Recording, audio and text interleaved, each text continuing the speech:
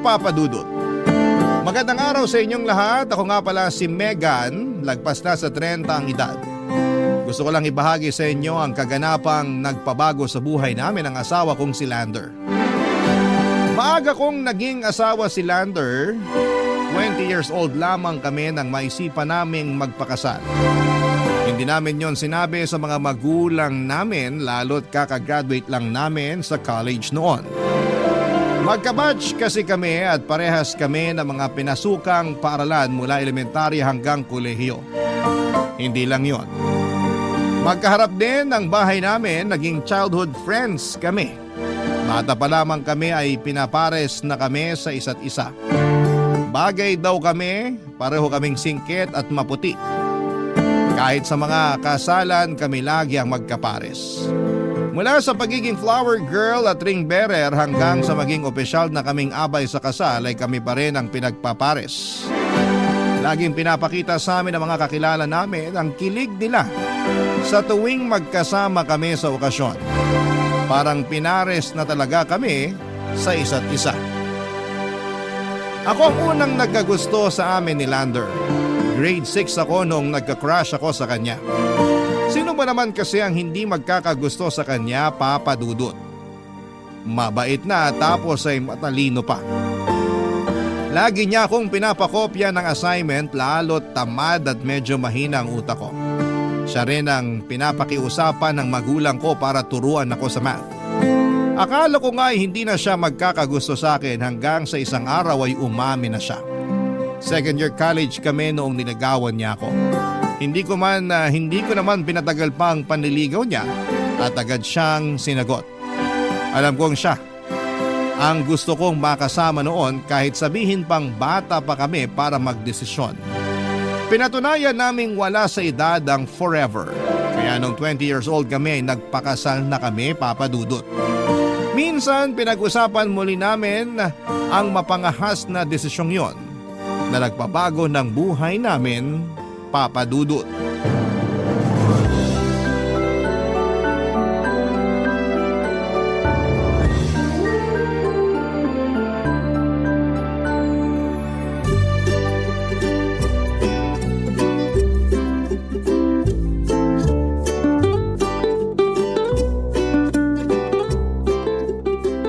Naalala ko, nakasuot lang ako ng puting PE t-shirt tapos jogging pants na blue nung kinasal tayo. Ako nga naninilaw na yung puting t-shirt na suot ko nun.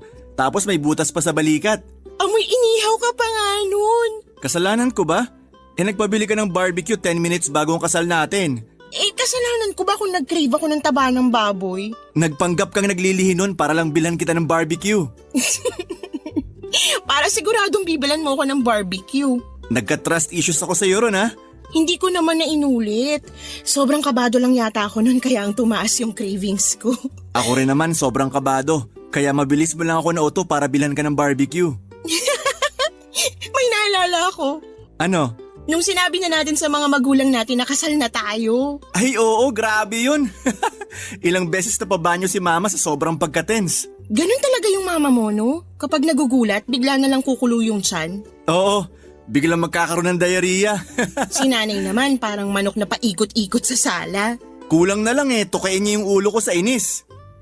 Masisisi ba natin sila? After 3 years lang natin sinabi sa kanilang kasal na tayo. Grabe yung 3 taon na pagtatago natin. Yung tipong hinihintay natin silang makatulog lahat, tsaka ako pupunta sa kwarto mo para tabi tayo matulog. Tapos maaga akong gigising para bumalik sa bahay namin. 3 taon nating ginawa yun.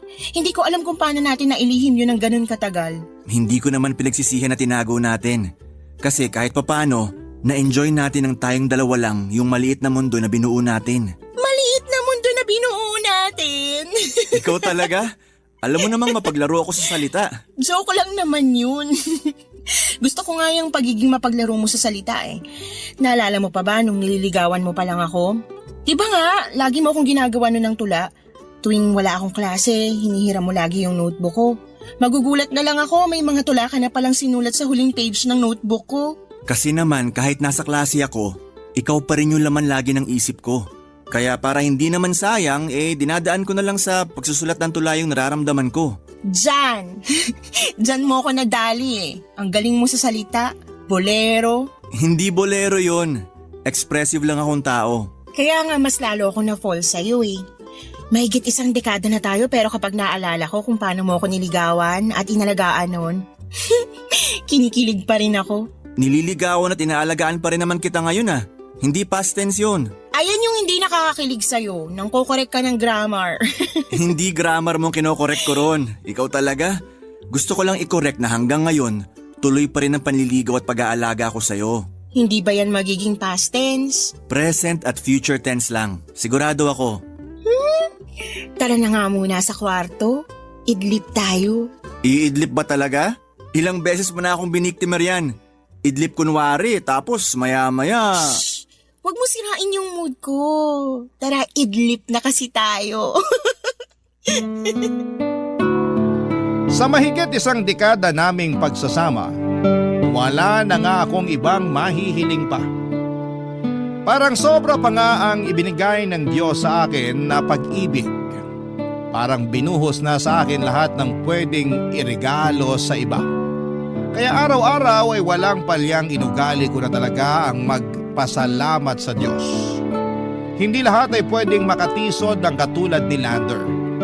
Kaya naman para hindi na siya makawala, inayos ko rin ang sarili ko. Aaminin kong marami akong ugaling hindi maganda, lalo na noong bata pa lamang ako. Pero inaral kong tanggalin ang mga yon sa sistema ko para hindi makaapekto sa relasyon namin ni Lander. Nagawa ko naman, Papa Dudut. Ganon pala talaga kapag nagmamahal ka. Kusa mong inaayos ang pwedeng makasira sa relasyon ninyong dalawa. Hindi ko naman sinasabing perpekto na ang relasyon namin. May mga hindi rin kami na pagkakasunduan. Mga bagay kaming napag-aawayan. Pero pinipili naming bumalik sa isa't isa bago matapos ang araw. Yun ang pinag-uusapan namin ni Lander. Hindi kami papayag na matapos ang araw na hindi kami payapang magkatabi sa kahaba. Yun marahil ang sikreto kung bakit kami umabot sa mahigit 1 dekadang pagsasama.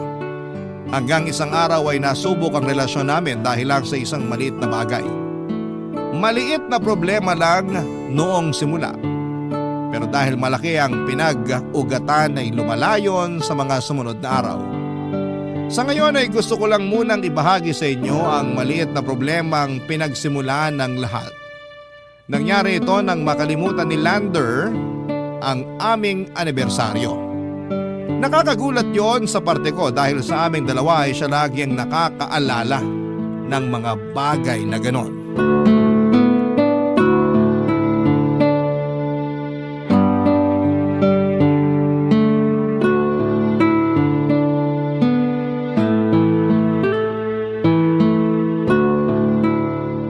Megan, tumawag ang kuya mo kanina. Dadaan daw sila ng pamangkin mo rito bukas. Para saan daw? I-interviewin ka raw ng pamangkin mo tungkol sa trabaho mo. Assignment daw nila. Hala, ang late naman nilang nagsabi. Late din daw kasi naalala ng pamangkin mo na may assignment siya. Anong oras daw ba dadaan bukas? Hapon na raw. Teka nga, tatawagan ko. Hindi ako pwede bukas. Bakit naman hindi? Day off mo naman. Ha? Hindi mo maalala? Ang alin? Alam ko na to. Nagpapanggap kang hindi mo alam kasi may sorpresa ka para sa akin. Naks naman. Consistent ka talaga sa pagiging creative sa relasyon natin. Hindi kita maintindihan. Ano pinagsasabi mo? Hoy, lumang linya na yan. Nagamit mo na yan sa akin nung first year wedding anniversary natin. Kunwari nakalimutan mo pero may pasabog ka pala. Anniversary natin? Pasensya ka na kung nabuking kita. Sige, ganito na lang. Kunwari wala akong alam. Masusurprise pa rin ako, promise. Megan. Mauna na muna ako sa regalo ko sa'yo para sa anniversary natin bukas. Bumili ako ng 5 boxer shorts mo at pinaprint ko rin ang mukha ko. Para sa tuwing huhubarin mong pantalon mo, maaalala mo ako. Pwede na ba akong first runner-up sa pagiging creative? Anniversary natin bukas? Nakalimutan mo? Hindi dapat. Kaya nga, sa ating dalawa, ikaw tong lagi nakakaalala sa mga special na araw natin. Diyos ka, pinagtitripan mo ako eh. Imposible hindi mo maalala ang anniversary natin. Ikaw pa ba? Duda ako. Hindi ko talaga naalala. Hindi to prank? Megan, seryoso ako. Nakalimutan ko. Paano hindi mo maaalala? Last month lang bukang bibig mo yung anniversary natin. Tapos ngayon sasabihin mo sa akin na nakalimutan mo? Siguro kasi ang dami lang ginagawa sa office. Alam mo namang taga-schedule ako lagi ng mga ganap sa amin. Kaya siguro naghalo-halo na yung mga petsa sa utak ko. Taga-schedule ka pa rin naman ng mga ganap sa opisina niyo last year, pero bakit naalala mo nun? Hindi ko alam. I'm sorry. Babawi ako. May kalahating araw pa ako para planuhin yung anniversary date natin bukas. So sorpresahin kita bukas. Hindi mo na ako kailangang sorpresahin bukas. Ngayon pa lang na-surprise mo na ako. Talaga ba, Lander, ikaw? Makakalimot sa anniversary natin? May unang mantsa ka na sa akin. Hindi ko naman sinasadyang makalimot.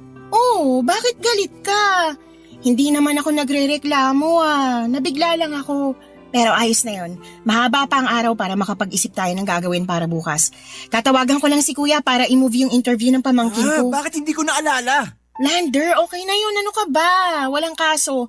Marami ka lang talagang ginagawa sa office nyo. Hayaan mo na. Paano hahayaan? Perfect akong karelasyon. Hindi ako ganito. Naalala ko lahat ng importanteng araw natin. Hindi ako to.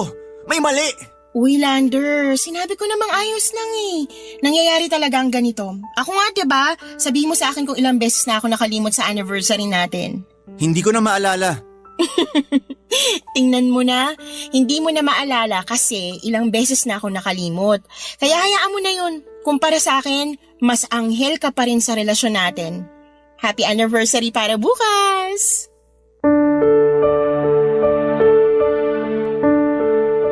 Papadudot kahit sinabi kong okay lang kung nakalimot man siya sa anniversary namin ay parang hindi pa rin yon matanggap ni Lander. Tahimik siya buong araw at hindi ako iniimik at madalas ay nasa sulok lamang at parang may iniisip. Hinayaan ko na lamang siya at naisip ko na masama lang ang loob niya dahil first honor siya lagi sa pag-alala sa anniversary namin. Nasaktan siguro ang pride niya bilang romantikong klase ng tao. Sa totoo lang ay hindi ko man maamin sa kanya ay medyo nagtampo naman ako na hindi niya naalala ang anniversary namin. Lalo't yun ang unang beses. Pero hindi ko na yon sinabi sa kanya dahil nakita ko ng sobrang masama na ang loob niya. Ayoko nang dumagdag. Gusto ko naman na maging maayos ang anniversary namin. Habang hindi niya ako kinakausap ay naglista ako ng mga pwede naming gawin. Yun ang unang beses na ginawa ko yon dahil mula una ay si Lander na ang nagpaplano lahat ng gagawin namin sa anniversary. Planchado niya ang lahat. Naisip kong ipagdiwang na lang namin ang anniversary namin sa kanto kung saan ay may nagbebenta ng barbecue para pwede naming balikan ang kaganapan sa kasal namin. Noong time na pinabili ko siya ng barbecue 10 minutes ago bago ang kasal namin. Pwede na yon. Natuwa ako roon. Tinawagan ko ang kuya ko at pinaliwanag sa kanya na anniversary namin ni Lander kinabukasan kaya hindi ko magagawa ang interview para sa pamangkin ko. Kaya dumaan na lamang sila noong araw na yun sa bahay bago magdilim para sa interview. Hindi na nakiharap si Lander sa kuya at pamangkin ko. Nagkulong lamang siya sa kwarto. Hinanap nga siya ni kuya para mag-beer habang hinihintay kaming matapos ng pamangkin ko sa interview. Pero sinabi ko na lamang na masama ang pakiramdam. Pagkatapos ng interview ay pinuntahan ko na si Lander sa kwarto para sabihin sa kanya ang plano para sa anniversary namin, Papa Dudut. Excited pa akong sinabi. Pero ang makukuha ko lang na sagot mula sa kanya ay ayaw daw niyang mag-celebrate ng anniversary namin. Barangay Love Stories. Barangay Love Stories. Mula nung nakalimutan ni Lander ang anniversary namin ay parang may mga nagbago na sa kanya. Hindi ko naman yun direktang sinabi sa kanya at naging sensitive na rin kasi siya at natatakot ako na may masabi akong hindi niya magustuhan. Ayaw kong nag-aaway kami ni Lander. Gusto kong payapa lang lagi ang relasyon naming dalawa. Alam kong hindi naman maiiwasan ang away at hindi pagkakaintindihan sa relasyon. Pero para sa akin ay gusto kong iwasan ito, Papa Dudut. Napadalas ang pag-oobserba ko kay Lander at hindi naman niya yon napuna. Tahimik ko lang siyang pinagmamasdan sa tuwing nasa bahay siya. Alam ko kasi na parang may mali pero hindi ko maituro kung ano yung mali. Naging madalas na kasi ang pagiging makakalimutin niya.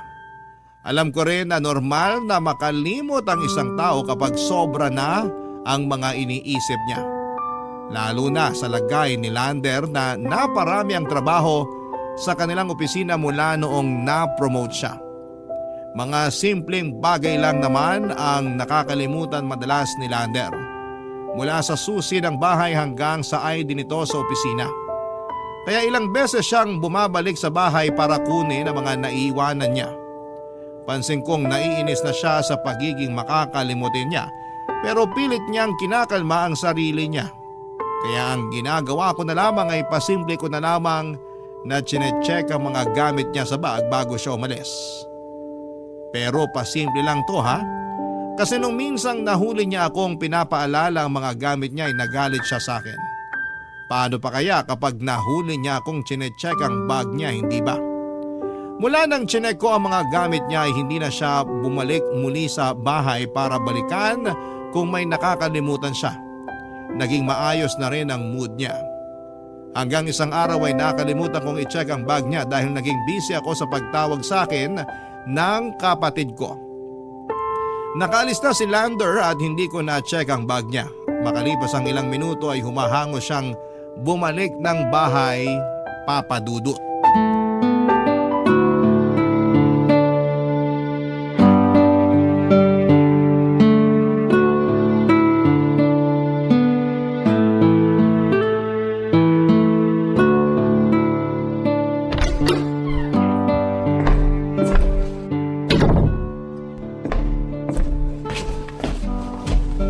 Oh, Lander? Bakit bumalik ka? May naiwan ako. Susi, wallet, ID? Cellphone ko. Alam mo, kagabi ko pa hindi nakita yung cellphone mo. Hawak ko yun kagabi. Sure ka ba? Kasi pag uwi natin kagabi mula sa bahay ng ate Steffi mo, hindi ka na naglabas ng cellphone eh. Anong oras tayo umuwi kagabi? Hindi mo na maalala? Magtatanong ba ako kung alam ko? Huwag kang magalit. Nagtataka lang naman ako. Bago mag alas 8 ng gabi nakauwi na tayo. Hawak ko talaga yung cellphone ko kagabi. Hindi talaga eh. Nagtataka nga ako kung bakit hindi ka pa rin nag-online game sa cellphone mo pagka uwi natin. Naisip ko, napagod ka lang. Ganun naman pala. Bakit di mo man lang sinabi sa akin to? Hindi ko naman alam. Akala ko ayaw mo lang mag-cellphone. Asa na ngayon yung cellphone ko? Teka, at tatawagan ko. Naka-silent ba yung cellphone mo? Hindi ko tanda. Teka. Nagre-ring naman. Asan kaya yun? Wala naman tumutunog dito. Baka naka-silent. Ay, teka, may sumagot. Hello? Ate Steffi? Nasa inyo pala yung cellphone ni Lander? Kanina pa kasi niya hinahanap eh. Ngayon ko lang din nakita. Nagulat ako na may nagre-ring dito sa sofa. Hindi ba niya napansin kagabi na wala siyang gamit na cellphone? Hindi ate, pagod na kasi siya kagabi. Hindi na niya napansin na naiwan na pala niya dyan yung cellphone niya. Idadaan ko na lang mamaya sa opisina niya. Malapit lang naman ako ron. Pakisabi na lang ha. Sige ate, thank you. Bye. Safe yung cellphone mo. Nakita ni ate Steffi mo sa sofa nila. Ay, salamat. Akala ko kung naiwan na natin sa taxi kagabi. Idadaan daw niya mamaya sa opisina niyo. Opisina? Oo, malapit lang naman yung bahay ng ate Steffi mo sa office niyo, di ba? Bakit siya dadaan dun? Bakit hindi na lang dito sa bahay? Aalis ka rin naman ngayon at papasok sa opisina niyo. Mas magandang dun na lang. Tsaka umalis ka na bago ka pa maabutan ng traffic. Dali na. Bakit ako pupunta sa opisina ngayon? Lander, may work ka ngayon. Lunes ngayon. Di ba Sabado pa lang? Tsaka pupunta tayo ngayon sa bahay ng kuya mo, di ba? Makiki-birthday sa pamangkin mo? Gumaya ka na. Hindi tayo pupunta sa bahay ng kuya ko, Lander. Bakit? Kasi tapos na yung birthday ng pamangkin ko. 2 weeks ago na. Umasim ang itsura ni Lander sa huling sinabi ko. Hindi siya sumagot. Naupo na lamang siya at humingi ng isang baso ng tubig. Agad naman akong sumunod sa kanya at maski ako ay nababahala na sa ipinapakita ni Lander. Paano niyang nakalimutan ang cellphone niya? Mas malaki pa nga ang tsansang ako ang makalimot ng cellphone sa bahay ng ate Steffi niya. Hindi nawawala ang cellphone sa palad ni Lander. Doon ako sigurado. Mahilig kasi siya sa online games at panayang check niya sa GC, sa trabaho niya at sa kanyang email. Workaholic si Lander at nakasalalay sa kanyang cellphone ang trabaho niya. Hindi niya yon mabitawan kahit minsan. Kaya nga lahat ng pangbahay niya laging may bulsa para masiguradong hindi mawawala sa tabi niya ang kanyang cellphone. Yun ang unang pagkakataon na nakalimutan niya ang cellphone niya. Nakapagtatakang mula noong nakaraang gabi hanggang kinabukasan ay hindi man lang niya naalala ang cellphone niya. Pagkabot ko sa kanya ng isang basong tubig ay agad niyang ininom yun. Inubos ng mabilisan at nang mailapag na niya sa mesa ay agad siyang lumabas ng bahay at nagmadali na para pumunta ng opisina. Nabahala ako sa kanya lalo't magulo ang isipan niya at wala siyang cellphone na magagamit para makontak ko siya. Kailangan ko siyang makumusta. Kaya naman minessage ko ang katrabaho niya para pabantayan. Hindi ko naman sinabi sa katrabaho niya ang kadahilanan. Umuo na lamang at in-update ako kaagad nang makarating na si Lander sa opisina. Mga kabarangay, kahit sino ang ilagay sa posisyon ko ay siguradong mababahala rin kayo.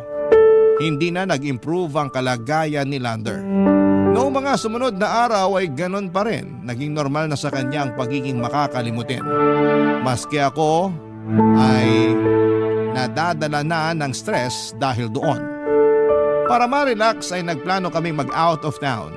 Isang linggo kaming nag-prepare para doon at nung sumapit ng mismong araw ng pag-alis namin ay biglang nakalimot muli si Lander. Papa Dudut.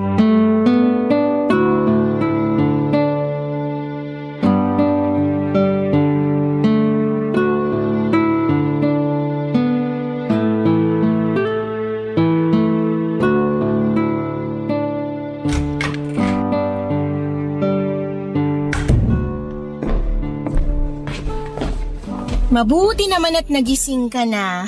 Ha? Ganitong oras naman ang gising ko ah. Alam mo, maligo ka na lang. Andito na maya-maya lang yung van na maghahatid sa atin sa resort. Van? Resort? Hala ka, Lander. Naguguluhan ako. Anong meron ngayon? Lander, nag-empake lang tayo kagabi ng idadala para sa out of town natin. Hindi ka sana nagbibiro ngayon. Maligo ka na, please. Anong out of town? Pupunta tayo sa resort sa Batangas. Last week pa natin to pinag-usapan. Pinag-usapan din natin to kagabi bago tayo matulog. Nag-iimbento ka. Paanong meron tayong pinag-usapan maaga akong natulog kagabi? Sino kausap mo? Imposibleng makalimutan mo to, Lander. Wala akong makakalimutan kasi wala namang napag-usapan. Meron! Alam mo, kulang ka ata sa tulog. Magpahinga ka muna. Hindi ko alam kung ano nangyayari sa'yo. Ako nga dapat magtaka sa'yo eh. Hindi ko na alam ang nangyayari sa'yo. Bakit ako? Ikaw to nagdidelulo na may out of town tayo. Hala, Lander. Ayoko nakikipagtalo sa'yo. Mamaya na natin pag-usapan to kasi parating na yung van na susundo sa atin. Kaya please, maligo ka na. Hindi, kailangan nating maayos to.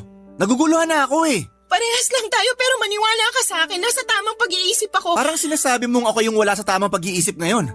Ganito na lang ah. I-chat mo yung boss mo o kung sino mang katrabaho mo na nakakaalam sa leave mo. Hindi ako naka-leave sa trabaho.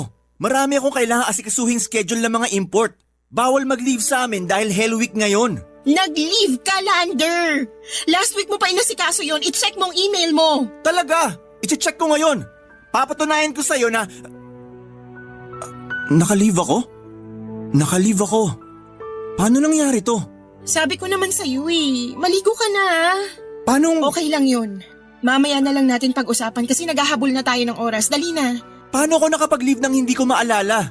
At paano pumayag ako na mag-out of town? Hindi kasi pwede yon. Marami akong kailangan gawin sa trabaho ngayon. Kaya imposibleng pumayag ako na magbakasyon tayo. Napag-usapan na natin to last week. Ikaw pa nga itong nagsuggest na magbakasyon tayo kasi parang na-overwhelm ka na sa dami ng trabaho mo. Kaya napapadalas yung pagiging makakalimutin mo, di ba? Dahil stress sa trabaho. Wala akong maalalang ganyan. Huwag mo namang paguluhin lalo ang utak ko, Megan. Hindi ko pinapagulo. Nililinaw ko pa nga, 'di ba? Tingnan mo 'tong nangyayari ngayon. Kagabi lang ang saya mo habang nag-e-empake tayo tapos nakalimutan mo na ngayon ang lahat? Aalis muna ako. Saan ka pupunta? Parating na yung van. Doon muna ako kina Ate Steffi. Sorry pero naguguluhan na ako sa'yo.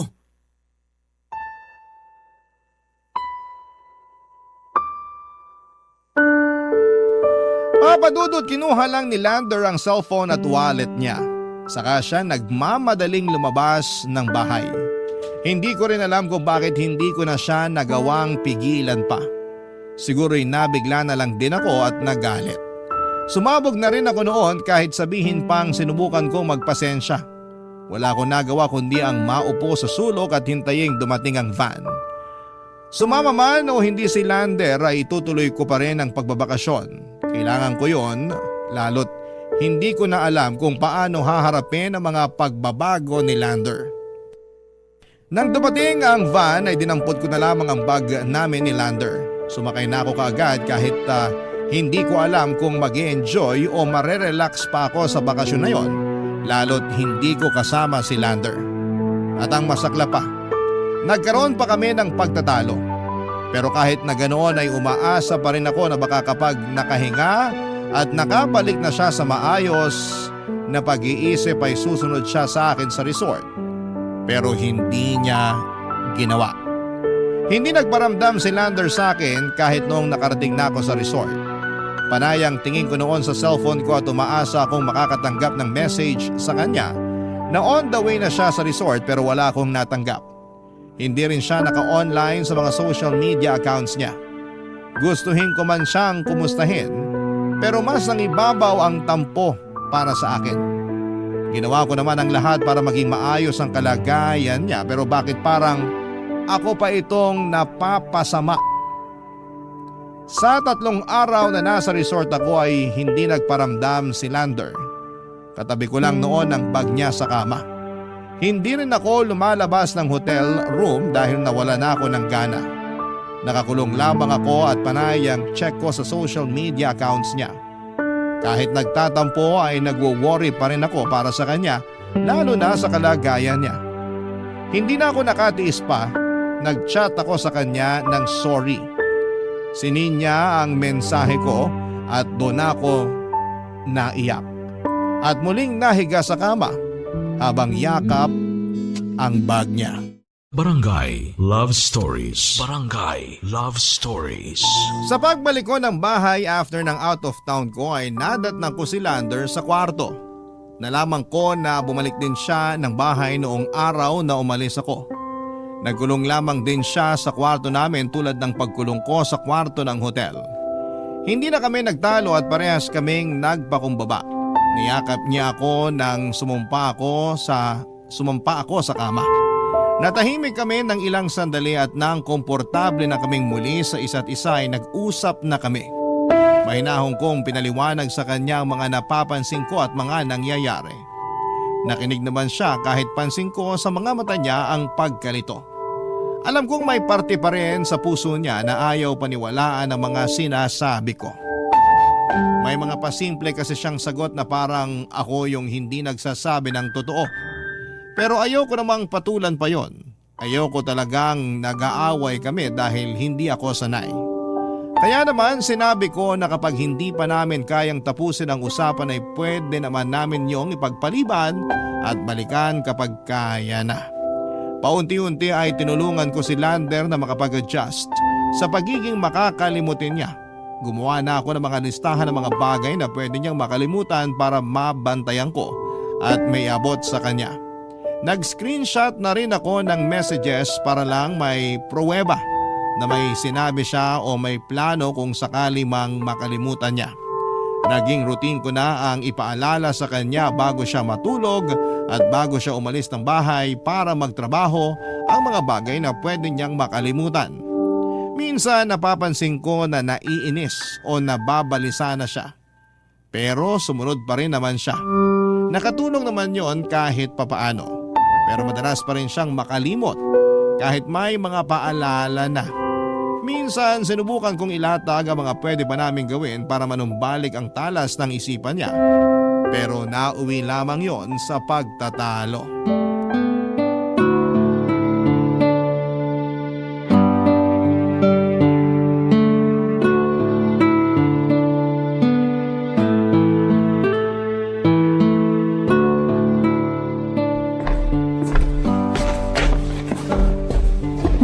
Busy ka? May minimemorize lang. Baka makalimutan mo na agad yung minimemorize mo ah. Anong ibig mong sabihin? Joke lang yon, Lander. Sorry. Alam mo na ngang ganito nangyari sa akin, nagawa mo pang mag-joke. Kaya nga sorry eh. Gusto ko lang namang pagaanin ang sitwasyon mo. Hindi na to gagaan. Paano bang hindi? Napansin mo naman sigurong improvement mo noong mga nakaraang araw, 'di ba? Ang dami mo nang naalala. Kahit nga mga lumang kasalanan ko, nabalikan mo pa. Pero marami pa rin ako nakakalimutan. Alam mo bang sinabon ako ng boss ko dahil nakalimutan kong ischedule ang shipment ng products namin papuntang Taiwan? Ang laking kawalan nun sa opisina.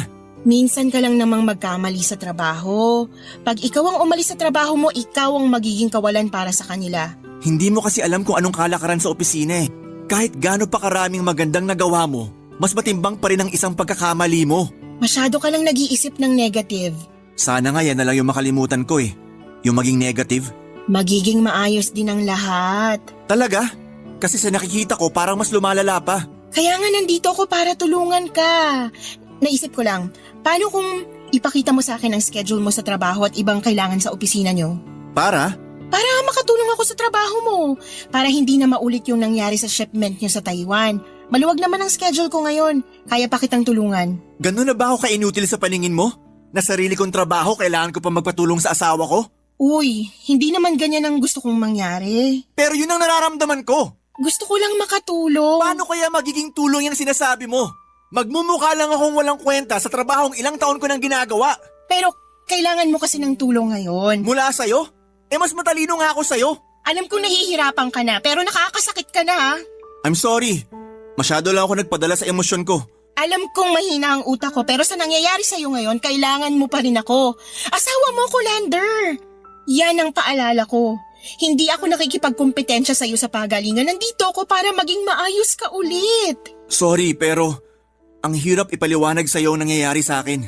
Kung hindi mo na kayang maipaliwanag ang nangyayari sa'yo, mas maganda siguro kung sa doktor na tayo lumapit. Siya nang magpapaliwanag sa atin ng lahat. Walang magpapadoktor! Subukan mo lang! Ikaw kayang sumubok sa kalagayan ko.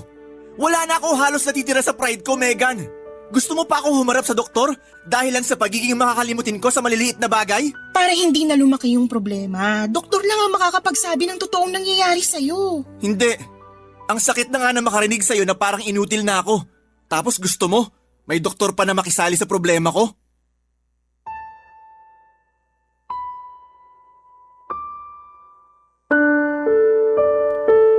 Papadudot alam kong mabigat na ang emosyon ni Lander.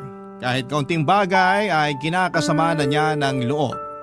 Naintindihan ko naman siya dahil stress na rin siya sa mga nangyayari sa kanya. Pero hindi ko alam kung hanggang kailan ako pwedeng magpasensya sa inaakto niya. Hindi na siya rational kung mag-isip. Mas inuuna niyang madaanan ng emosyon at parang hindi na siya yung Lander na minahal ko. Aaminin kong nagbago ang tingin ko sa kanya dahil sa aming dalawa ay siya yung laging pinapairal ang isip kapag may problema. Pero bakit kung kailan kailangan na namin ang utak niya ay saka naman emosyon niya ang unang gumagana. Masama ba akong asawa kung ganito akong mag-isip? Kahit ako tinatablan na rin ang emosyon ko. Minsan, napapalaban na ako kay Lander dahil sa katigasan niya ng ulo. Ang isang kinakatakot ko baka ito ang maging dahilan ng hiwalayan namin. Kapag napupunta na ang isip ko sa hiwalayan, agad akong titiklop at susubukang unawain muli si Lander. Mabilis lang din namang lumambot si Lander sa mga paglalambing ko. Kaya hindi na humahaba pa ang pagtatalo. Nagkakaayos na kami at nangangakong muli sa isa't isa na hindi papadaig sa mga problema. Dahil sinikap naming magtulungang dalawa ay nag-improve na muli ang alaala ni Lander. Siguro nga dala lang talaga ng stress niya sa work at ayoko namang dumagdag pa doon. Hindi ko na rin pinagpilitan sa kanya na magpadoktor dahil yun lang ang pagsisimulan muli ng stress niya. Sa tingin ko ay malaki ang naitutulong ng pagmamahala namin sa isa't isa para umayos ang kalagayan niya. Nakakabawas naman talaga ng stress lalo na sa mga lalaki kapag napapakitaan sila ng pagmamahal at pangunawa. Kaya yon ang ibinubuhos ko kay Lander. After noon ay naging 100% na muli ang talas ng kanyang isipan. Kaya naman lumabas kami para mag-celebrate at nasakto rin na mansari pa namin, Papa Dudut.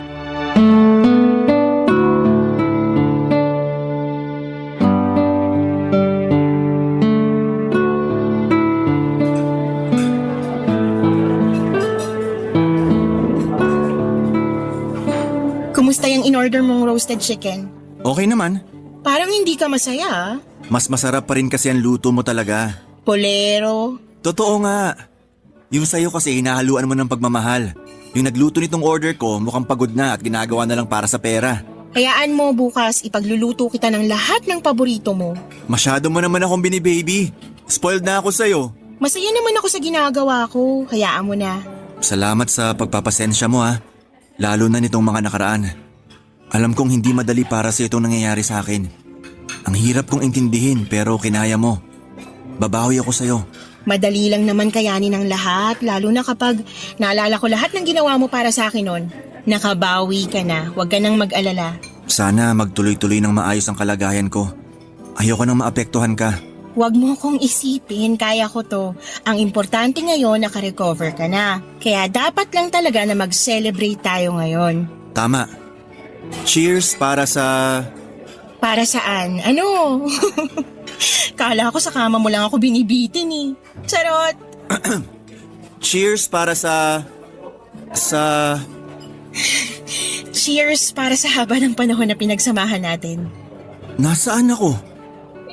Din, nasa puso ko. Paano ko napunta rito? Bakit ako nakasuot ng ganito? Nakapangbahay lang ako kanina. Sino nagpalit ng damit ko? Sino nagsuot ng sapatos ko? Lander, hinga. Please, huminahon ka. Bakit nandito tayo? Paano mo ako nadala rito? Mansari natin ngayon. Hindi. Birthday ngayon ni Ate Steffi. Dapat andun tayo sa bahay nila. Magpapatulong siya na magluto ng kalderete. Sinabihan niya ako kagabi. Lander, makinig ka. Tapos ng birthday ng Ate Steffi mo, last month pa yun eh. Paanong last month? Kausap ko lang siya kagabi. Excited nga siya na tutulong tayo sa pagluluto. Tapos sabi mo pa nga sa kanya na ikaw na yung bahala sa cake. Oo, sinabi ko yon. Nagustuhan ng Ate Steffi mo yung ube cake na binili ko. Tapos natuwa yung mga bisita sa niluto niyong kaldereta. Pero last month pa talaga yun, Lander. Hindi! May pictures tayo sa Facebook. Gusto mo makita? Hindi! Ang gulo mo! Ginugulo mo ako! Hindi kita ginugulo. Sinasabi ko lang ang totoo. Tinutulungan kitang makaalala. Naaalala ko naman lahat! Bakit hindi mo maalalang tapos ng birthday ng Ate Steffi mo at ang selebrasyon ng mansari natin ngayon? Kasi kagabi lang kami nakapag-usap ni Ate Steffi para sa handa niyang kaldereta. Last month pa yon, Lander. Ubus na yung kaldereta. Nakasuot ka pa noon ng dilaw na terno, di ba? Yung kakabili mo lang sa online shop? Naaalala ko pa kasi hindi mo na nilabhan. Sinuot mo na agad. Tapos pinarisan mo ng mapulang lipstick kasi sabi mo bagay yung dilaw sa pula. Lander, last month pa yan eh. Tsaka may naalala ko. Hindi ba? Ano? Lander, ano? Sino ka? Lander. Sino ka?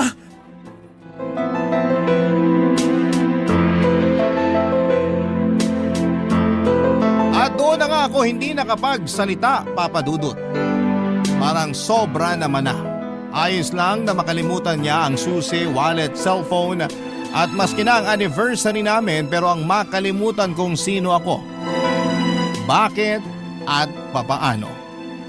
Pinigilan kong huwag maiyak habang nakatitig lamang ako sa kanya at nananalangin na sana ay nagbibiro lamang siya.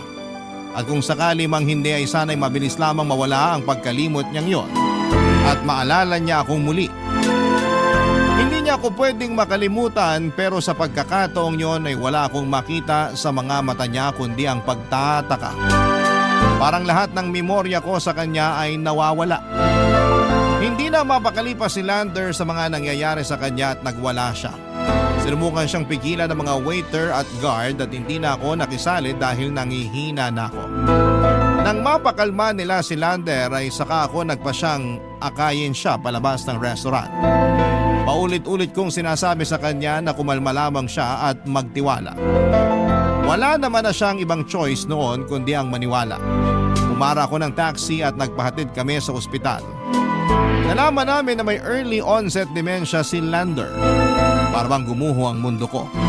Bata pa akong tutuusin si Lander para tamaan nito. Pero ayon sa mga doktor ay hindi ligtas si Lander dito dahil nagsisimula ito sa edad na 25. Maliit lang daw ang porsyento na mga kaedad ni Lander ang tinatamaan ng sakit na ito. Doon ako mas nagalit dahil nasaktuhan pa ang asawa ko ang tinamaan ng walang patawad na sakit na ito. Nagtanong ako kung meron pang pwedeng gawing paraan para ma-revise or ma-reverse ang sakit ng asawa ko. Pero umiling lamang ang doktor at sinabing wala pang lunas para sa karamdaman na yon. Doon na tuluyang bumagsak ang mundo ko. Nakatingin lamang ako kay Lander habang payapang natutulog sa kama ng ospital na pinuntahan namin. Kinailangan siyang pakalmahin at patulugin dahil masyado na siyang nagpapanik sa kalagayan niya. Sa ngayon ay lumala na ang kalagayan ni Lander. Mas maraming beses na hindi niya ako naaalala at tanging ang Ate Steffi lamang niya ang naaalala niya. Kaya naman minabuti namin na doon na lamang siya sa bahay ng Ate Steffi niya tumira para hindi na makadagdag ng stress para sa kanya. Dumadalaw na lamang ako kapag maayos at medyo nakakaalala siya. Sa isang iglap, binura ng demensya ang samahan naming matagal naming pinaghirapan.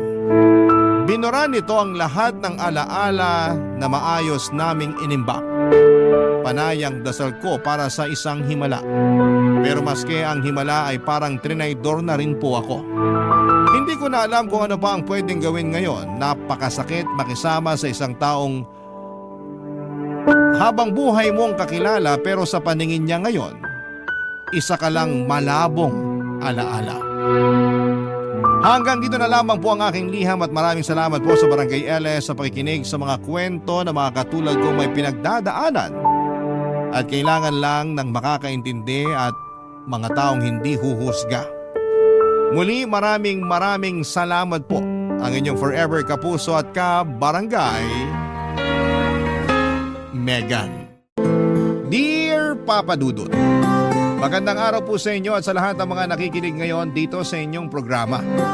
Ako po si Monet, taga Candelaria, Zambales. Nagtatrabaho bilang receptionist sa isang hotel and resort.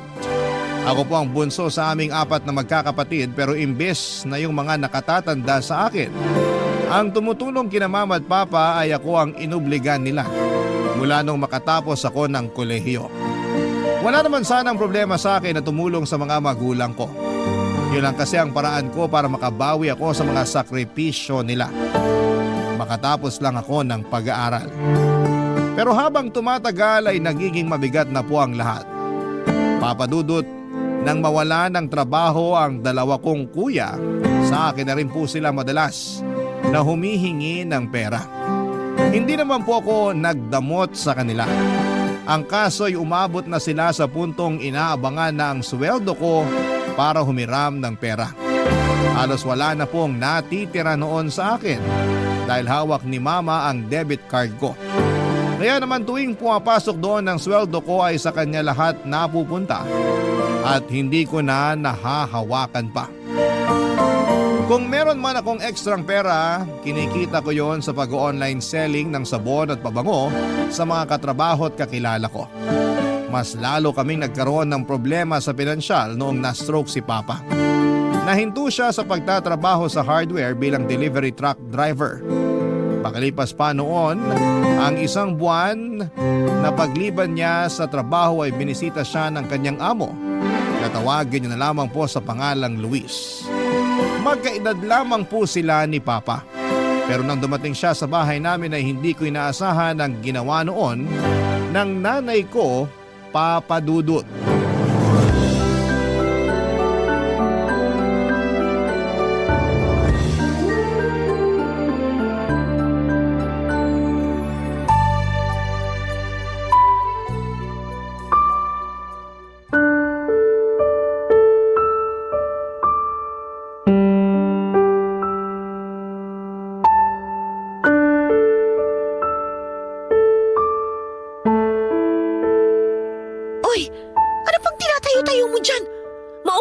na ron sa tabi ni Sir Luis. Kausapin mo siya. Teka ma, bakit po ako? Hindi po ba kayo dapat yung nag-aasikaso sa kanya? Alam kong hindi lang tatay mo yung ipinunta niya rito. Anong ibig niyo sabihin? Nakita mo naman hindi ba? Sinilip niya lang kanina yung tatay mo. Pero tingnan mo, hindi pa rin umaalis. Abay, ibig sabihin, may iba pa siyang pakay rito. Kaya sige na, lapitan mo na. Pero ma... Wala nang pero-pero. Halika na.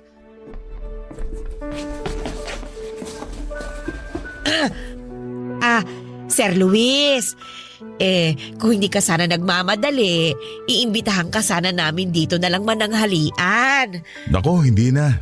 Nakakahiya naman. Ay, wag na po kayong mahiya, Sir Luis. Magluluto lang po ako sandali. Pero pwede nyo naman makakwentuhan itong anak ko. Anak, halika, kausapin mo si Sir Luis para naman hindi siya mainip. Ma... O siya, sige. Tutal mapilit ka rin naman. Dito na ako kakain. Pero hindi nyo naman kailangan magluto ng husto. Ayos na sa akin kung ano man ang meron kayo dyan. Sige po, Sir Luis. Maiwan ko muna kayo rito, ha? Si Monet na lang po muna ang bahala sa inyo habang nagluluto ako. Salamat, Ludi. Kamusta ka, Iha? Okay lang naman po, sir. Monet na nga lang po pala yung tawag niyo sa akin. Okay, sige. Monet na lang. Ilang taon ka na nga pala? 28 po. Talaga? Akala ko kasi nasa 24, 25 ka pa lang. Nagtatrabaho ka na ba? Opo. Receptionist po ako sa isang hotel and resort. Matagal ka na ba doon? Matagal-tagal na rin po. Almost 3 years na po. Hindi mo ba naiisip na maghanap ng bagong trabaho? Gusto ko po sanang makapagtrabaho abroad para malaki-laki naman yung sweldo. Pero hindi pa po kaya ngayon eh. Malaki rin po kasi yung magagastos. Hindi po kasi sapat yung naiipon ko sa pag-online selling. Pasensya ka na ha. Wala rin kasi akong may alok na trabaho sa hardware ko. Pero kung maiisipan mo lumipat ang pinagtatrabahuhan, pwede naman kitang tulungan. May mga kakilala ako na may-ari ng resort. Ire-rekomenda kita. Salamat po, pero okay naman po ako sa work ko ngayon. Saka na lang po ako lilipat kapag may nahanap na ako na mas malaki yung sweldo.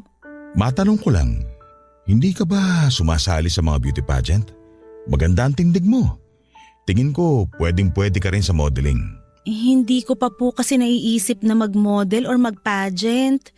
Hindi naman po kasi ako magaling sa question and answer eh.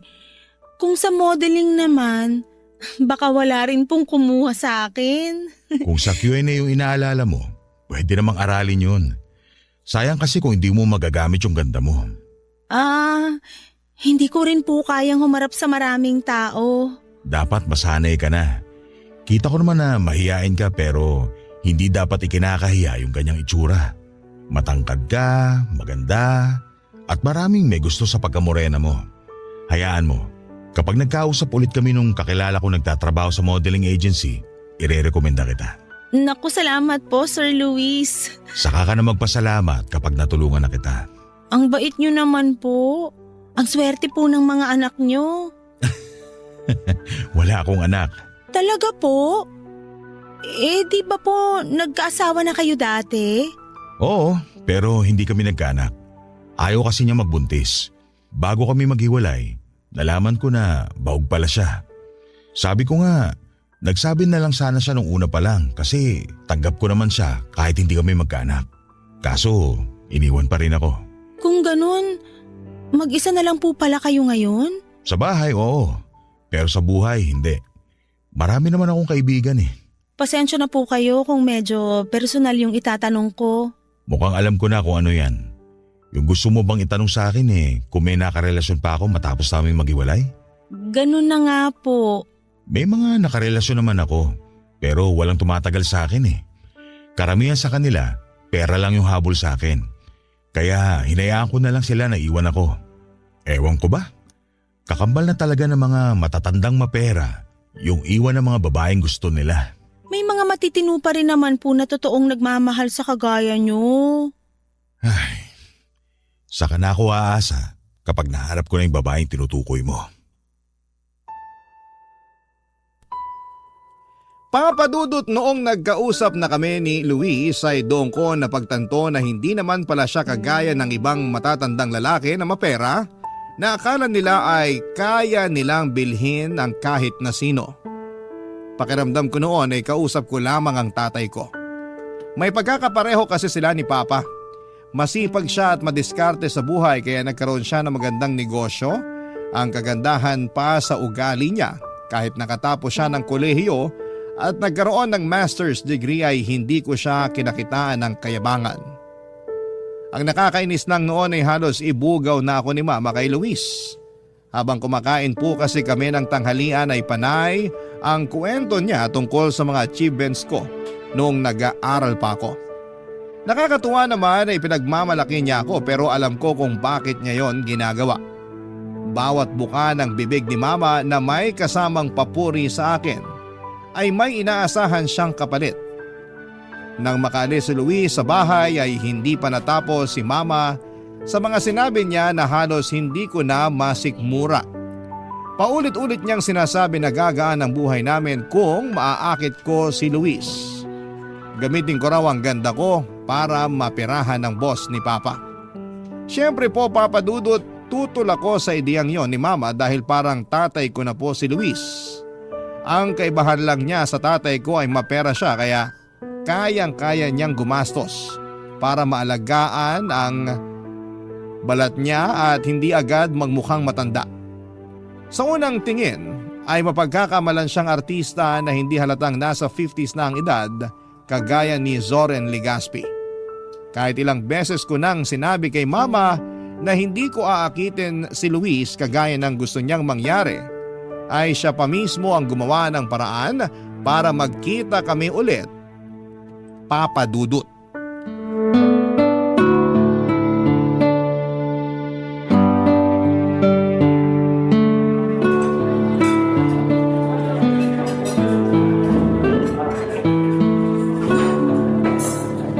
Salamat kasi pinagbigyan mo ako na magkita tayo ngayon. Tatapatin ko na po kayo, Sir Luis. Hindi po ako makikipagkita sa inyo rito kung hindi inutos ng nanay ko. Naiintindihan ko. At hindi rin naman ako nandito para pilitin kang makipag-usap sa akin. Kung gusto mong umuwi ka agad, hindi kita pipigilan. Pero sana, samahan mo muna akong kumain. Ano po bang meron? Birthday nyo? Paano mo nahulaan? Masyado po kasing marami itong mga pagkain na in-order nyo, tsaka may cake pa. Tama ka. Birthday ko nga ngayon. Ah, happy birthday po. Salamat ah. Sige, kumain ka na. Sigurado po ba kayong pauuwi nyo ko after natin kumain? Oo, pero kung may gusto ko pang puntahan, pwede naman kitang samahan. Wala na po akong gustong puntahan. Gusto ko lang magpahinga ngayong araw kasi bukas may pasok na naman sa trabaho. Hindi ka ba nakakapagpahinga sa bahay niyo tuwing Sabado? Hindi po eh. Maraming pinapagawa si Mama tsaka tumutulong din ako sa pagluluto niya ng mga kakaning binibenta niya. Napakasipag mo naman. Alam mo, unang kita ko pa lang sa'yo, alam ko na kaagad na mabuti kang anak sa mga magulang mo. Bakit niyo po sinasabi yan? May balak po ba kayong ampunin ako? Kung papayag ka. Po? Biro lang. Alam ko namang mabuti kang anak sa mga magulang mo. Pero hindi kita gusto para maging anak ko. Hindi ko rin naman po kailangan ng bagong magulang. Mabait po yung tatay ko at mataas yung respeto ko sa kanya kaya hindi na po ako naghahangad na magkaroon ng pangalawang ama. Hindi naman yun yung ibig ko sabihin. Ganito kasi yun. Hindi kita gusto maging anak kasi espesyal ka. Espesyal yung tingin ko sa'yo. Bakit hindi niyo na lang po diretso na gusto niyo akong maging girlfriend? Baka kasi hindi mo magustuhan. Pasensya ka na. Huwag po sana kayong ma-offend. Pero wala naman sanang problema sa akin kung kaedad ko lang kayo eh. Kaso magkaedad lang kayo ni tatay. Ano na lang po yung sasabihin sa atin ng ibang tao kapag nakita nila tayong magkasama? Baka mapagkamalan pa tayong mag-ama. Tama ka. Sa katunayan, naisip ko na rin yan bago tayo mag-usap. Pero kung ako yung tatanungin, kaya kong baliwalain lahat ng sasabihin ng ibang tao. Kayo po yun, kaya nyo. Pero ako hindi. Naiintindihan ko naman. Pero kung okay lang sana sa'yo, hihilingin ko na kahit patago na lang tayo magkita. Hindi natin ilalantad sa ibang tao na may relasyon tayo kung sakali. Sa dami po ng mga tsismosa ngayon, imposible yung pagtatago ng relasyon na gusto nyo. Makita lang tayo na magkasama, yung iniisip at pinag-uusapan nila. Baka umabot na kagad sa kama. Pumayag ka lang na ligawan kita. Pangako, iingatan ko ang reputasyon mo. Hindi kita pipiliting lumabas kung ayaw mo para walang makakita sa atin. Pero... Pakiusap mo, Ned. Pagbigyan mo lang ako na ligawan ka, hindi mo yun pagsisisihan. Kahit naman po tanggihan ko kayo, wala pa rin akong magagawa kundi sundin yung gusto ni Mama. Alam kong ginagawa mo lang to dahil gusto ni Ludi. Kung ibang tao lang, baka nagalit na sa kanya. Pero hindi ako magagalit sa nanay mo. Kasi siya yung dahilan kaya kita nakilala. Pasensya na po Pero pwede bang kumain na lang tayo? Hindi po kasi ako komportable na pag-usapan yung ganitong bagay. Sige, kumain ka na muna. Saka na lang natin to pag-usapan kapag handa ka na. Papadudot na realize ko na mabait naman pala si Luis at hindi siya kagaya ng ibang lalaki na porket mapera, nagiging agresibo na dahil akala nila ay kaya nilang bayaran lahat ng babaeng magugustuhan nila. Gentleman si Luis at maunawain gaya ni tatay. Marami siyang inialok sa akin at hindi ko naman yon tinanggihan gaya ng utos ni Mama. Ewan ko ba pero alam naman niya na ginagamit lang ako ni Mama para pirahan siya. Pero tinutulungan pa rin niya kami at nagpapanggap siya na walang alam sa nangyayari. Kaya naman parang gusto ko na lamang lumubog sa kahihiyan. At kahit na alam kong inuutusan lamang ako ni Mama, bumabawi na lamang ako sa malasakit ko kay Luis tuwing magkasama kami. Gaya ng gusto ni Mama, pumayag na akong magpaligaw. At habang nanliligaw siya sa akin ay marami na siyang naitulong sa pamilya ko. Una sa mga gamot ni tatay. Pangalawa sa pagpapaayos ng bahay namin dahil libre na ang materyales mula sa hardware niya. At siya na rin ang nagbabayad sa mga taong gumagawa ng bahay namin. Sa laki ng utang na loob namin sa kanya ay laking pasasalamat ko na lamang na hindi po siya nagde-take advantage sa akin at hindi niya ako sinisingil sa paraang hindi ko magugustuhan, Papa Dudut. Pinaparamdam sa akin ni Luis na marespeto siya sa akin. Barangay Love Stories. Barangay Love Stories. Papa Dudut, dahil po sa kagustuhan ni Mama ay hindi ko na pinatagal ang panliligaw sa akin ni Luis. Sinagot ko na siya kaagad. Akala ko nung una ay hindi tatagal ang relasyon naming dalawa pero noong umabot na yon ng mahigit 2 buwan ay medyo nag-iba na ang pananaw ko. Consistent din naman sa ipinapakitang intensyon si Luis. Wala pa ring taking advantage na nangyayari. Palagi niyang hinihingi ang consent ko sa mga ginagawa niya at na-appreciate ko naman talaga yon. Kung ibang babae po siguro o ang nasa kalagayan ko ng time na yon, ay mapapasana all na lang dahil na kay Luis na po ang hinahanap nilang princess treatment. Minsan ay nagigising na lamang ako na may nakapilang paper bag sa gilid ng kamang tinutulugan ko dahil naipamili na niya ako ng mga bag, sapatos at damit na hindi ko noon nabibili. Papa Dudut, sobrang smooth naman po ang lahat. Pero gumuho lahat ng expectations ko kay Luis nung hilingin niya na may mangyari na sa amin. At dahil hindi ko naman siya gusto ay hindi po ako pumayag. Nagdahilan na lamang ako na hindi ako papayag na mangyari yon nang hindi pa kami kasal. Nangako naman siyang pananagutan niya ako kung sakali. Pero buo na ang desisyon ko noon. Maswerte ako dahil nakumbinsi ko siya, Papa Dudut.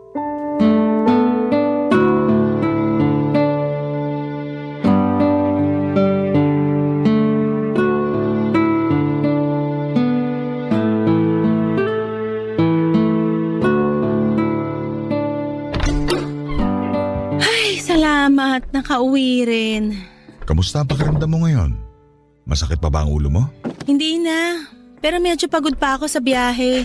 First time mo lang bang makapunta sa Baguio? Hindi naman, pero matagal na yung huling beses na nakapunta ako ron. Mga 2019 pa. Kaya pala parang nanibago ka sa biyahe. Buti nga mabilis lang biyahe natin eh. Hindi kagaya dati nung nag-commute lang kami. Marami pa tayong pwedeng pasyalan. Ako nang bahala mag-drive para sa'yo. Sabihin mo lang kung saan mo gusto. Sa susunod na lang. Saan ba yung gusto mong puntahan natin sa susunod para mapagandaan ko? Saka na natin isipin yun kapag matutuloy na talaga. Kasi nga 'di ba, the more na pinaplano, the more na hindi natutuloy. Naniniwala ka rin pala ron? Bakit? Kala mo ba matatanda lang nga naniniwala? Ibig kong sabihin, yung mga may edad na. Huwag ka mag-alala. Hindi naman ako na-offend sa ganyan. Lahat naman kasi ng tao, nadadagdagan talaga yung edad taon-taon. Tsaka hindi ko naman ikinahihiya yung edad ko. Pasensya ka na. Minsan kasi wala ring preno tong bibig ko eh. Nga pala, marunong ka ba mag-drive? Hindi. Wala naman kaming sasakyan kaya wala rin akong pagpapraktisan kung sakali. Gusto mo bang turuan kita? Mahirap akong turuan, baka maubos lang pasensya mo. Hindi mo pa ba nasusubukan yung pasensya ko? Nasubukan na, pero iba pa rin pagdating sa driving lessons. Slow learner kasi ako kaya baka maubusan ka ng pasensya. Hindi mo kailangang alalahanin yon. Pagtsatsagaan kitang turuan mag-drive. Sige, gawin natin kung kailan ka free. Gawin natin kung kailan mo gusto. Lagi naman ako may oras para sa'yo. Salamat. Siguro sa Sabado na lang. Sa Sunday kasi sisimba kami ni Mama. Hindi ba ako pwedeng sumama sa inyo? Lagi naman tayong magkasama Pwede bang ibigay ko naman yung araw na yun para sa pamilya ko? Wala namang problema sa akin. Pasensya ka na kung parang inilalayo na kita sa pamilya mo. Wag mo nang isipin yun. Gusto ko lang talaga silang makasama. Ayoko rin kasi na masakal ka sa akin.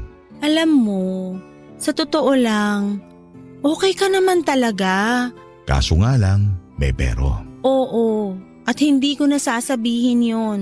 Hanggang ngayon ba, hindi mo pa rin tanggap yung edad ko? Pwede bang wag muna nating pag-usapan to? Pero girlfriend na kita. Kaya nga, hindi ka pa ba masaya ron? Masaya pero pakiramdam ko kasi parang hindi mo pa ako tanggap bilang boyfriend mo. Hindi ka naman siguro manhid, no? Alam mo naman siguro na si Mama lang yung may gusto na makipagrelasyon ako sa'yo. Pero di ba, medyo nagiging okay ka na rin naman na magkasama tayo nitong nakaraan? Kasi sinusubukan ko. Pero hindi ibig sabihin nun nagugustuhan na kita. Magkaiba kasi yung sinusubukan pa lang sa nagugustuhan, okay? Ay, okay. Naiintindihan ko. Kung may choice ka lang siguro na kumawala sa relasyong to, matagal mo nang ginawa. Ganun na nga. Ay, magiging honest ako sa'yo, Luis, ha?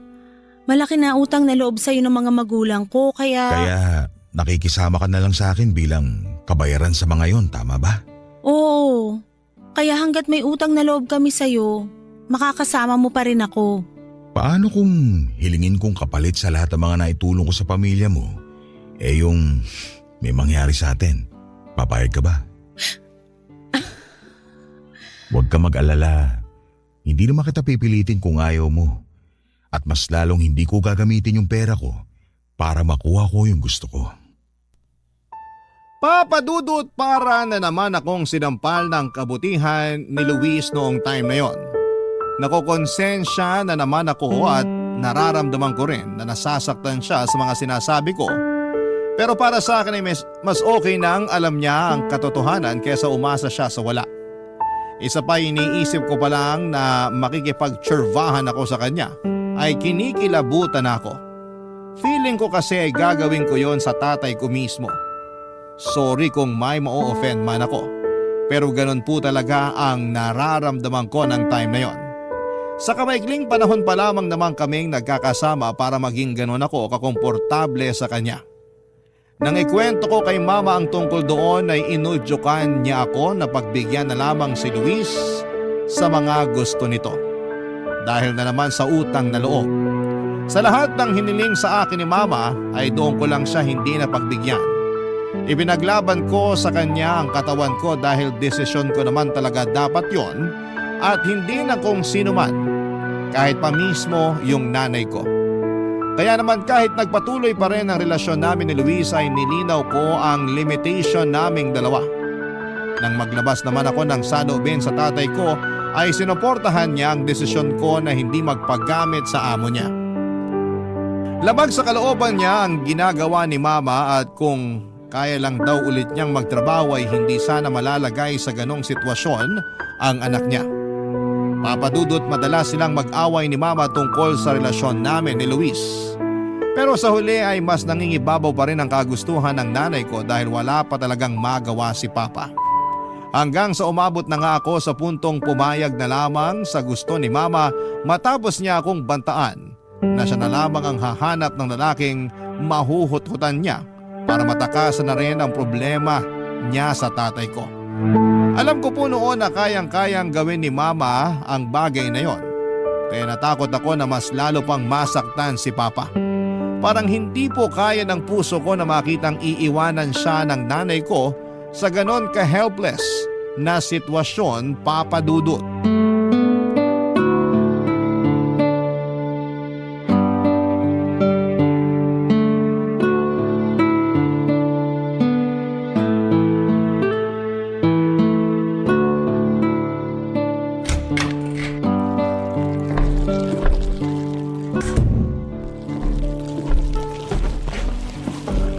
Ma! O anak, buti naman nakadalaw ka pa rito. Hindi mo ba kasama si Luis? Dinaan lang ako, Ma. Umalis din siya kagad. Babiyahe pa kasi pa Manila. Ay nako, baka mamaya may iba pang babaeng kinikita yun ha? Kung ako sa'yo, akitin mo siya ng akitin hanggang sa hindi ka na niya kayang iwanan. Yan pa rin ba iniisip mo hanggang ngayon, Ma? Halos ipamigay mo na nga ako kay Luis eh. Hindi pamigay yon, bayad ka. Sa laki na naitulong sa atin ni Luis, kulang pa yung katawan mo bilang kabayaran eh. Pinag-aaral niyo pa ako kung ganito lang din naman pala kahihinatnan ko. Medyo sosyal lang ako ng konti dun sa mga babaeng bayaran eh. Pero kung iisipin, wala na akong may pagmamalaki, Ma. Hindi mo man lang ba naisip kung gaano kahirap para sa akin na isuko yung pagkabirhen ko sa isang lalaking parang tatay ko na? Ay nako, wag na tayong magtalo. Narinig ko na yan sa'yo noon eh, kaya hindi mo na kailangan pang ulitin ngayon. Isipin mo na lang na dahil sa ginagawa mong yan, maayos na ang buhay namin ng papa mo. Naaalagaan ko siya ng maayos dito. At saka, tingnan mo itong bahay natin. Ang laki ng ipinagbago. Nakakatuwang tingnan, hindi ba? Ikaw lang naman yung natutuwa, Ma. May mga dala nga pala akong biskwit at gatas para kay Papa. Ilapag mo na lang muna dyan sa sahig. Mamaya ko na iaayos sa storage box natin. Tatapusin ko lang itong tinatahi kong shorts ng papa mo. Ang laki na kasi ng butas eh. Ay teka, kumain ka na ba? Kumain na ako kanina, Ma. O kumusta naman kayo ni Luis? Itatanong niyo pa talaga? Ano bang masama ron? Ako dapat yung kinukumusta niyo. Inaalam niyo rin sana kung okay pa ako. Bakit ka ba nagkakaganyan, anak? Masyado ka naman yata nagiging madrama. Ma, 2 buwan na akong di nireregla. O baka naman kasi anemic ka. Puyat ka pa yata ng puyat eh. Hindi to dahil sa puyat. Normal yung blood pressure ko. Uy, anong gusto mong sabihin? Buntis ka? Hindi pa ako sigurado pero malaki yung posibilidad, Ma. Hindi ko alam yung gagawin ko. Paano kung nabuntis nga ako ni Luis? Sabihin mo sa kanya. Pananagutan ka naman niya eh. Kayang-kaya ka niyang suportahan. Baka nga pakasalan ka pa. At kapag nangyari yon, nako, lahat ng ari-arian niya magiging sayo na rin. Yan kasi hirap sa'yo, May. Puro na lang yung mapapala nyo kay Luis yung iniisip nyo. Nakalimutan mo na yatang anak mo pa rin ako. Ay, tigilan mo na nga yung kadramahan mo. Ano ka ba? Ngayon ka palang nakakapagbayad ng utang na loob mo sa amin ng tatay mo. Umaangal ka na? Kaya ka nga pinagtapos ng pag-aaral kasi ikaw na yung bahala sa pagtanda namin. Kung gagawin nyo lang naman pala akong retirement plan, sana hindi nyo na lang ako hinayaang mabuo. Sus! Baka naman nagpapaligaw ka na sa iba kaya atat na atat ka na makakawala kay Luis. Kung may manliligaw man ako, baka nakipagtana na lang ako sa kanya. Ha! Subukan mong gawin yon. Talagang malilintikan ka sa akin. Papa Dudut, hindi rin ako nagtagal noon sa bahay. Matapos kong kumustahin ang kalagayan ni Papa ay umalis na rin ako kaagad para maiwasan ang pakikipagtalo kay Mama. Pinuntahan ko na lamang ang mga kaibigan ko. Nag-inuman kami at nagbanding hanggang gabi. Nabanggit noon ang kaibigan ko na sumasali sila sa mga pageant at nagpa-part-time din sa modeling. Sa kagustuhan ko na makawala kay Luis ay sumama ako sa kanila. May handler naman kami at tinutulungan din ako ng mga kaibigan ko kaya hindi ako masyadong nahirapan. Pero bago ko pa ginawa ang racket na yon, nagpa-check up muna ako para masiguradong hindi ako buntis. Magandang balita naman na hindi ako nabuntis. Pero doon ko rin nalaman na may PCOS pala ko. Hindi ko sinabi kay Luis ang tungkol doon. Napadalas na rin kasi ang hindi namin pagkikita mula nang mabisi ako sa racket ko. Pero ang totoo ay unti-unti ko na siyang nilalayuan para maging madali na lang sa akin na tapusin ang relasyon namin. Sa pagsisimula ko sa modeling ay nakilala ko naman ang isang professional photographer. Siya si Marco. At habang tumatagal na magkatrabaho kami, Papa Dudut, ay aaminin ko sa inyo na unti-unti na ring nagiging malapit kami sa isa't isa ng mga panahong yon. Barangay Love Stories. Barangay Love Stories. Papadudot mula nang makilala ko si Marco ay hindi na kami nakakapag-date ni Luis. Lagi kong dinadahilan sa kanya na may lakad ako o may aasikasuhin ako para sa modeling. Naunawaan naman niya ako. Pero hindi ang nanay ko. Noong bumisita kasi si Luis sa bahay namin ay hindi niya ako kasama.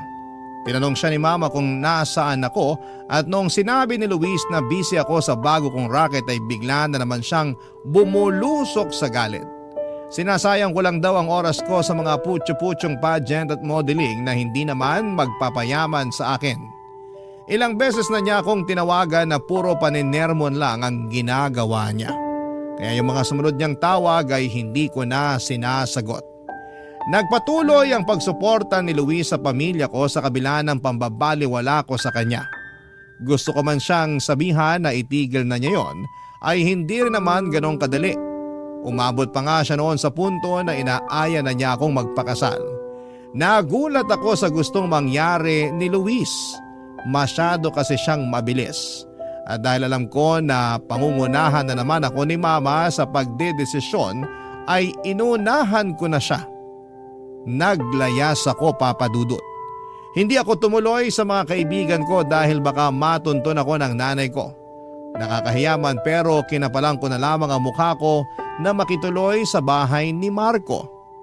Kasama niya naman doon ang kapatid niyang babae at kilala na rin ako nito. Sa halos isang buwan na magkasama kami sa isang bubong ay nagkaaminan kami sa tunay na nararamdaman namin para sa isa't isa, Papa Dudut.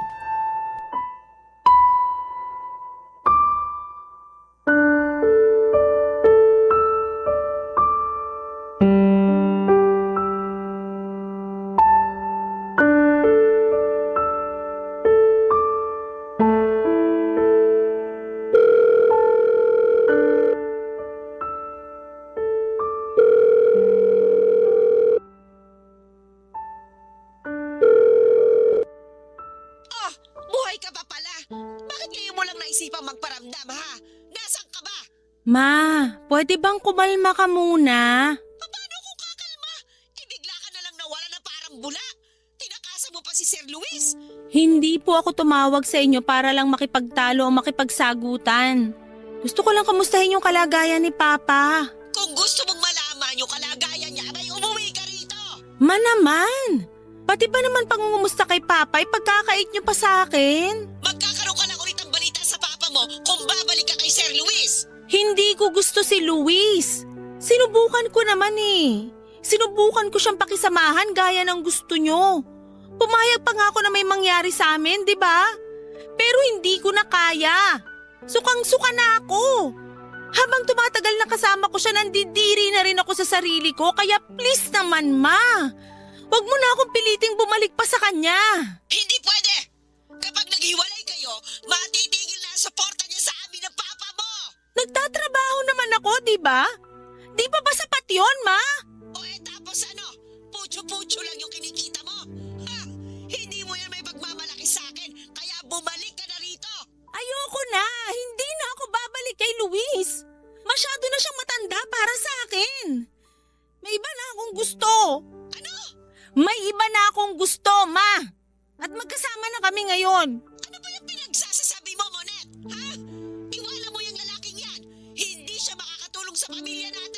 Malaki na yung naitulong ko sa inyo.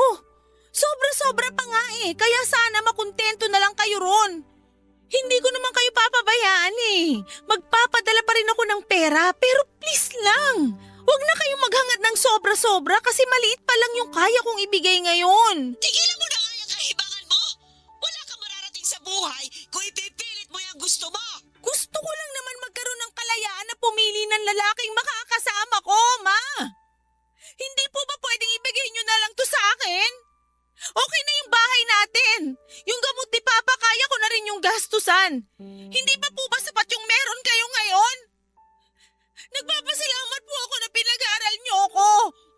Pero hindi ko naman alam na kalayaan ko pala yung kapalit noon. Bakit kailangan na kalayaan ko yung isakripisyo para gumanda yung buhay niyo? Huwag mong gawing komplikado yung sitwasyon! Umuwi ka na! Ayoko, Ma. Mahal ko na si Marco. Sa kanya ako sasama. Nahihibang ka na ba talaga? Hindi pa nga namin nakikilala yung lalaking sinasamahan mo, tapos mahal mo na kagad? Wala po akong balak na ipakilala siya sa inyo kasi alam ko na yung gagawin niyo, Ma. Iharap mo sa amin yung lalaking yan! Huwag mo nga hayaang mabuntis ka niyan bago mo siya iharap sa amin ng papa mo! Sana nga po. Sana nga mabuntis na lang niya ako para hindi niyo na ako ipilit sa Luis na yon. Hoy, Monette!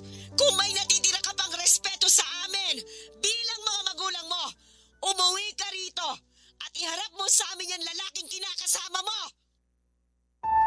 Papadudot wala akong pinagsisihan sa mga binitawan kong salita.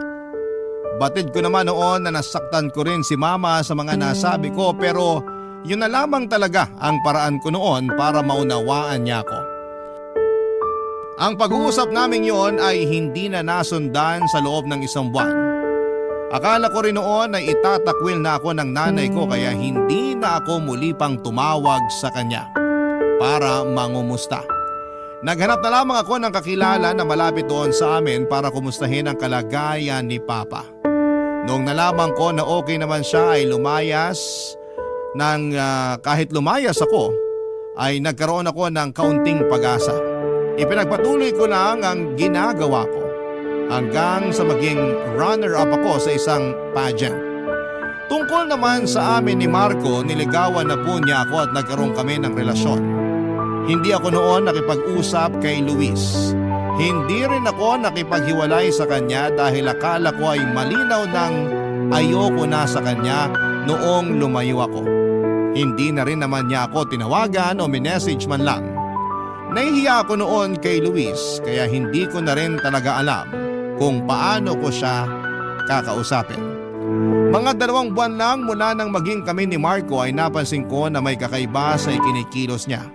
Palagi siyang may ka-chat at lumalayo rin sa akin kapag may kausap sa cellphone niya. Kaya naman mas lalo akong naghinala. Kahit nakatira kami sa isang bubong ay bibihira na rin kaming magkita mula noong hindi na kami magkasama sa trabaho. Hanggang isang araw, naisipan kong buksan ang cellphone ni Marco at doon ko na nga po nalaman na may girlfriend na pala siya bago pa naging kami. Nagkaroon kami ng komprontasyon. Matapos yun ay umalis na ako sa bahay niya. Kaya ko naman sanang mangupahan noong time na yon pero bumalik ako sa mga magulang ko dahil nami-miss ko na rin po sila, Papa Dudut.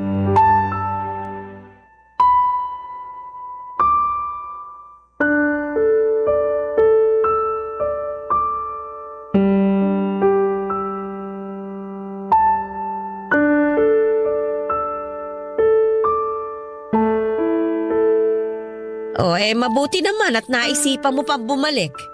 Kala ko kinalimutan mo na kami ng papa mo Hindi ko naman po yun gagawin sa inyo ni Papa. Hindi lang tayo nagkaintindihan nun sa pakikipagrelasyon ko kay Luis. Pero sana hanggang doon na lang yung samaan natin ang loob, Ma. Aaminin ko, anak. Nasaktan ako nung sinabi mo na sasama ka sa boyfriend mo. Pakiramdam ko kasi noon, wala ka na talagang pakialam sa amin ng papa mo. Sumama lang naman po loob ko sa'yo, Ma. Parang pinaparamdam nyo kasi sa akin noon na wala akong kalayaan. Na kayo lang yung masusunod palagi. Ayaw mo na ba talaga kay Sir Luis? Hindi ko naman po siya nagustuhan kahit nung simula pa lang. Galing siya rito nung nakaraang linggo. Akala niya kasi nandito ka Pumupunta pa rin pala siya dito? Oo. At saka, alam mo ba, tuloy-tuloy pa rin ang pagtulong niya sa amin ng papa mo. Nagkakausap pa ba kayo? Hindi na po, ma. Hindi mo man lang ba siya sinabihan na may bago ka ng boyfriend? Hindi ko na po nasabi sa kanya. Nahihiya na rin kasi ako kaya hindi ko alam kung paano ko siya kakausapin. Paano kung kausapin ka niya at makipagbalikan pa siya sa'yo? Papayag ka ba? Tungkol po dyan, mukhang kailangan talaga namin mag-usap. Bakit? Wala na ba kayo nung bago mong boyfriend? Niloko niya ako, ma. May girlfriend na pala siya bago pa naging kami pero hindi man lang niya sinabi sa akin. Tumira kami sa isang bubong, ma.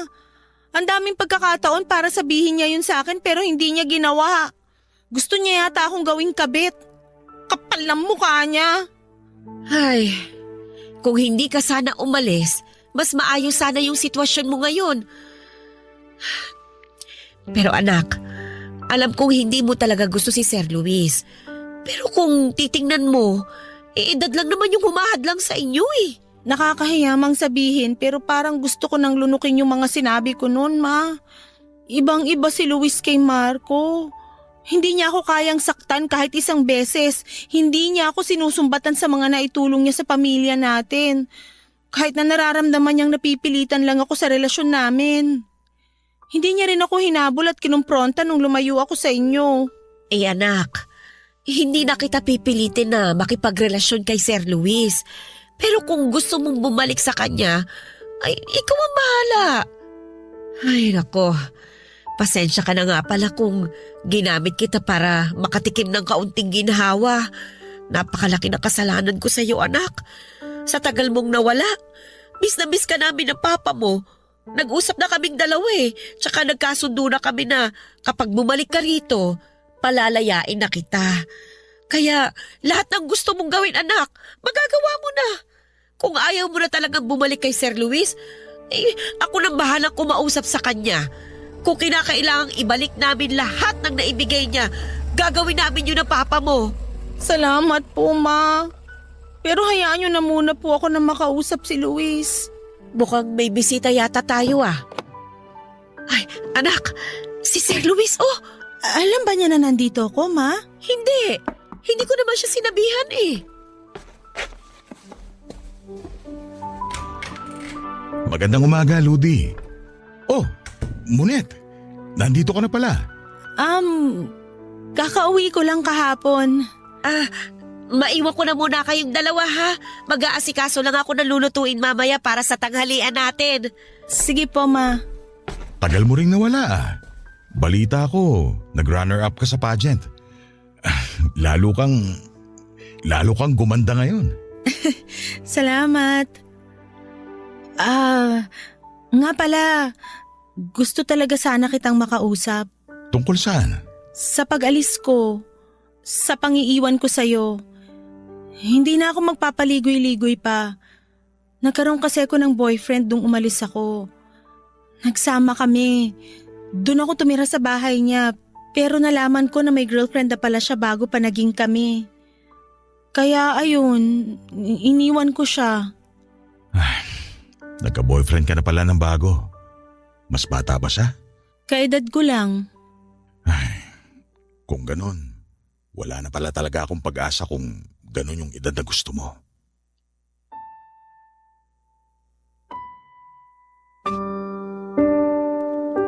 Papadudot naawa ako kay Luis nang sabihin niya yon.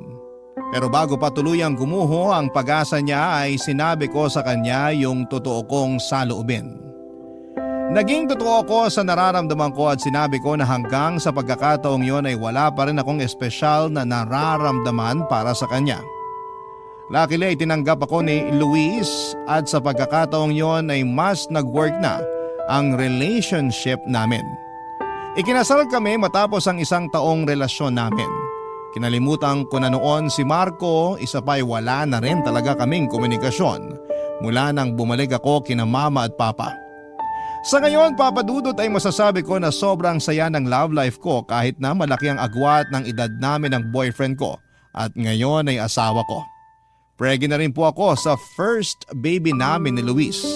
Wala akong masabi sa kanya dahil consistent talaga siya mula noong mag-boyfriend pa lamang kami hanggang sa maging asawa ko na siya. Sa sobrang bait nga po niya ay ginagalit ko na lang siya minsan para makita ko naman siyang magsungit. Dahil hindi na ako nakapagtrabaho ay tinuruan na lamang ako ng asawa ko kung paano ang magnegosyo. Mas malaki pa raw kasi ang chance na umasenso ako roon kesa sa pagtatrabaho. Hindi ko pa masasabi na mahusay na ako dahil kasi simula ko pa lamang, pero malaki talaga ang pasasalamat ko sa asawa ko dahil matyaga niya akong tinuturuan base sa experience niya sa pagnenegosyo.